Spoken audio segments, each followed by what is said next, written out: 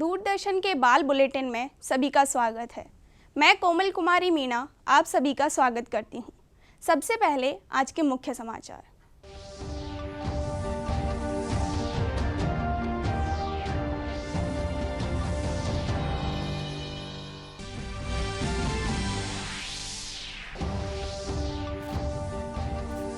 देश भर में आज बाल दिवस पर कई कार्यक्रमों का किया जा रहा है आयोजन। राष्ट्रपति द्रौपदी मुर्मू ने विभिन्न स्कूलों और संस्थानों के छात्रों से की मुलाकात। मुख्यमंत्री अशोक गहलोत और विधानसभा अध्यक्ष ने बच्चों को दी बाल दिवस की शुभकामनाएं।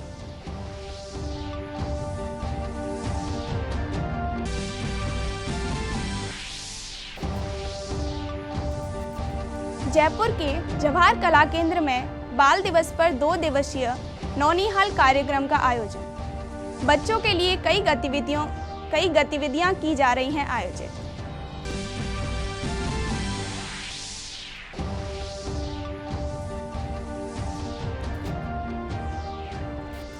राजस्थान विधानसभा में तैयार किया गया राजनीतिक आख्यान संग्रहालय आज से स्कूली बच्चों के लिए खोला गया।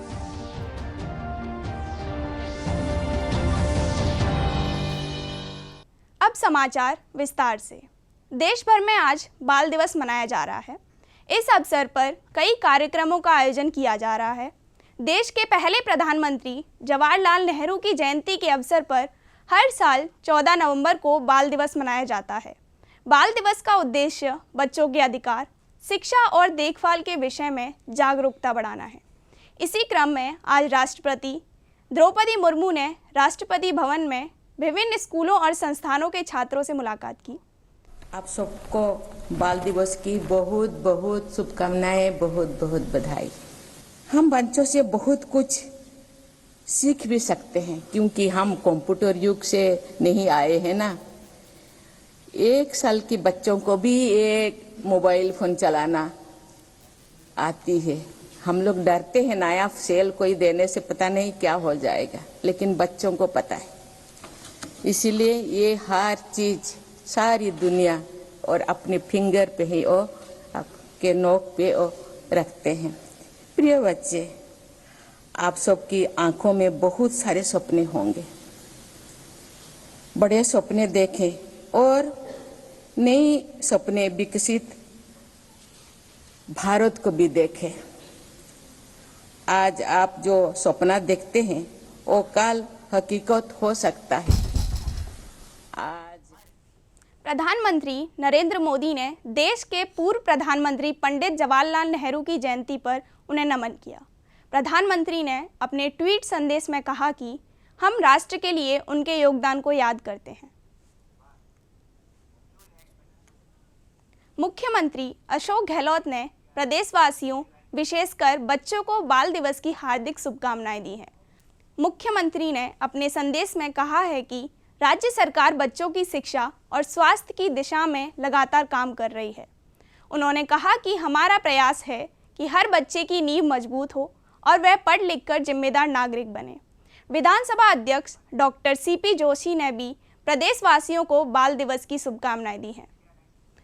जयपुर के जवाहर कला केंद्र में बाल दिवस के अवसर पर आज से 2 दिवसीय नौनिहाल कार्यक्रम का आयोजन किया जा रहा है।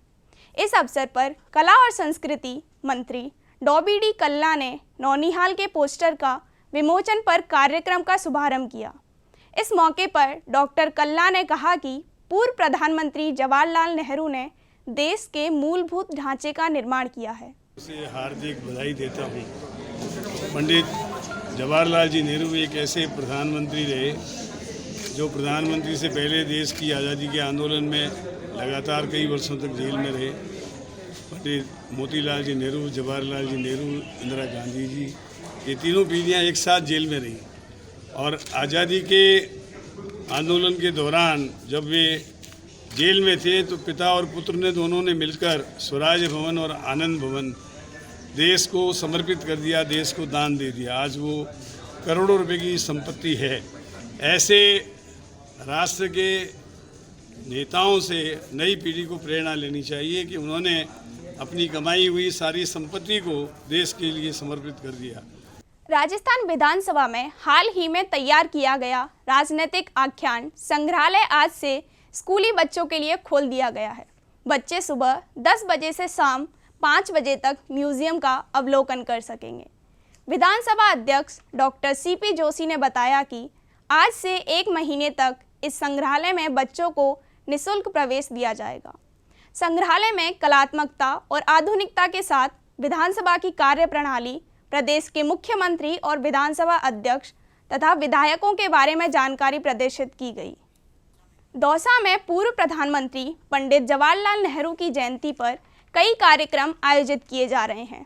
इस कड़ी में शहर के डाक बंगले में आयोजित कार्यक्रम में कृषि विपणन राज्य मंत्री मुरारी लाल मीणा सहित कई लोगों ने भाग लिया। कार्यक्रम में पंडित नेहरू के चित्र पर पुष्प अर्पित कर उन्हें श्रद्धांजलि दी गई। प्रेरणा लें, शिक्षा लें। नेहरू जी का जो जन्मदिन आज उसको बाल दिवस के रूप में मनाते हैं। पहले तो सबको ये जन्मदिन मुबारक हो। मैं नेहरू जी की इस देश को इतनी देन है जिनकी हम असंख्य प्रकार की, और आज जो हम ये सांस ले रहे हैं, जो स्वतंत्र खड़े हैं, जो हमारा भारत है, इसके फाउंडर मैं समझता हूँ नेहरू जी थे। और वो और हमारे कांग्रेस के नेता थे।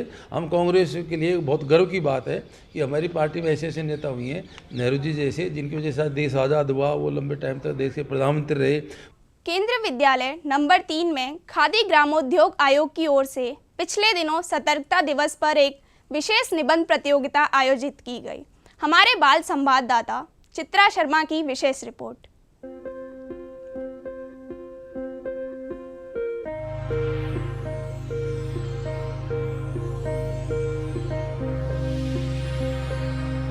केंद्रीय विद्यालय क्रमांक 3 में सतर्कता और जागरूकता सप्ताह खादी और ग्रामोद्योग आयोग से आयोजित किया जा रहा है। केंद्रीय विद्यालय क्रमांक 3 जयपुर में कुछ काफ़ी सारे बच्चे जो है निबंध प्रतियोगिता में भाग ले रहे हैं, और जिससे उनको पता चलेगा कि ईमानदारी एक एक्चुअली देश में कितना बड़ा महत्व रखती है, जिससे हम अपने परिवार को, समाज को, देश को किस तरह से हम उसको बचा सकते हैं।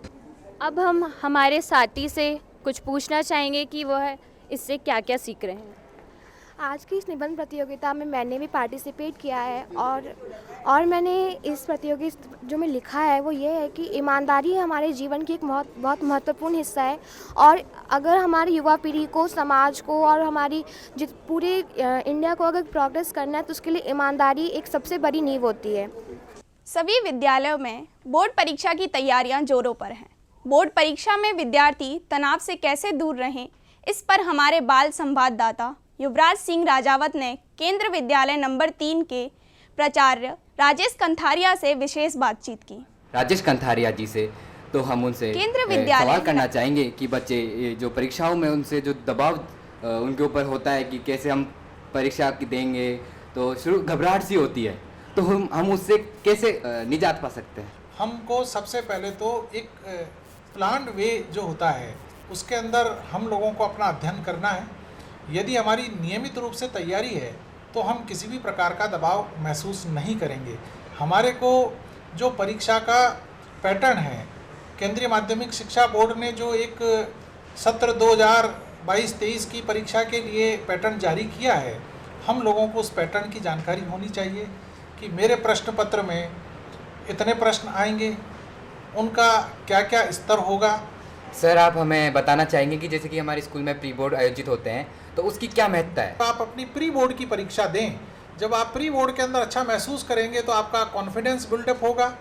उस कॉन्फिडेंस के आधार पर जब आप बोर्ड की तैयारी करते हैं, आप अपना एक टारगेट बनाकर चलें कि मुझे हिंदी में इतने अंक लेकर आने हैं, मुझे मैथ्स में इतने अंक लेकर आने हैं।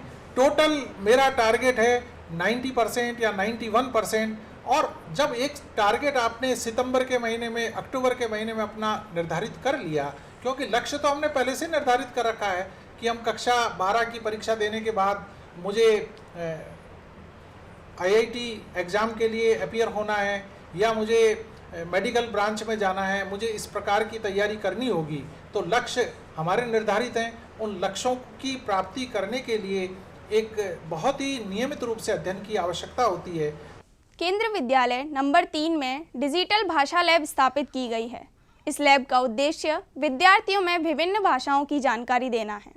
हमारे बाल संवाददाता अंजलि कुमारी ने इस लैब का जायजा। आज हम जानेंगे कि इस केंद्रीय विद्यालय की 2 विद्यार्थियों ने शूटिंग और चेस में केंद्रीय विद्यालय राष्ट्रीय खेलों में।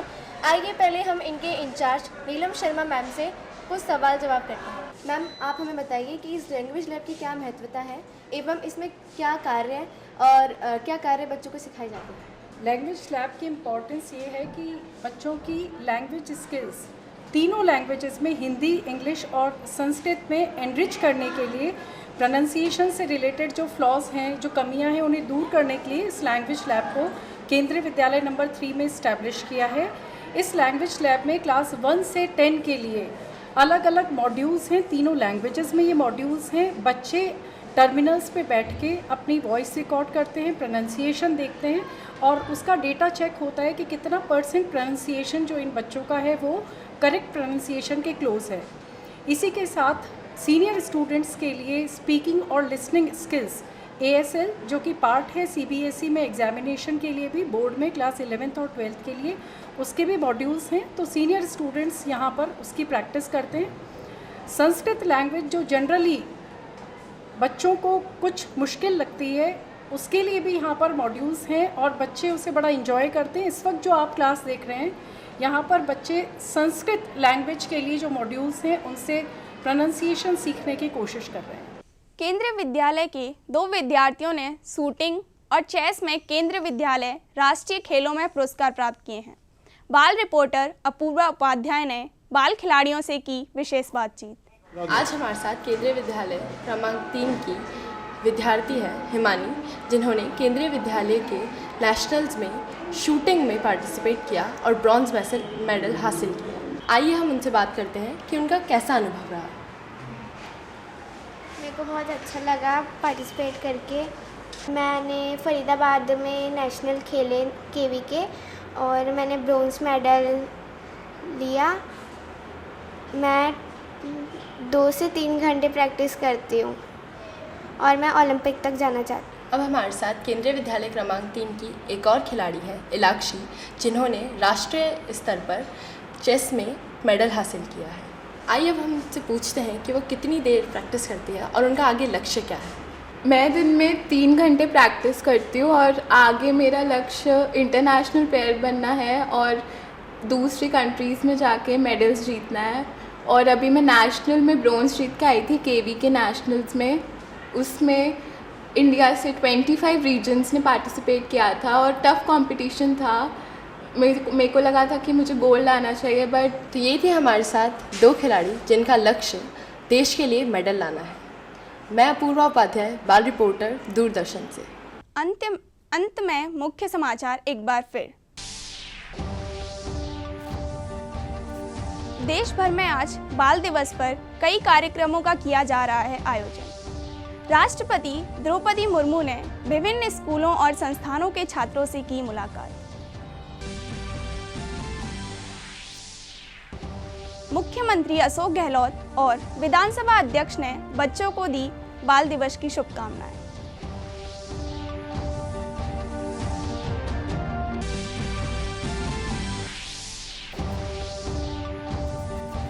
जयपुर के जवाहर कला केंद्र में बाल दिवस पर 2 दिवसीय नौनिहाल कार्यक्रम का आयोजन। बच्चों के लिए कई गतिविधियां की जा रही हैं आयोजित।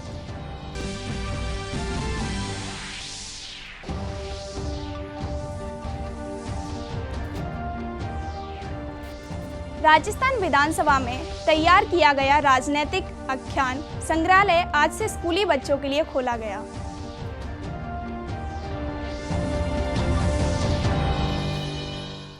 अब तक के मुख्य समाचार थे। धन्यवाद।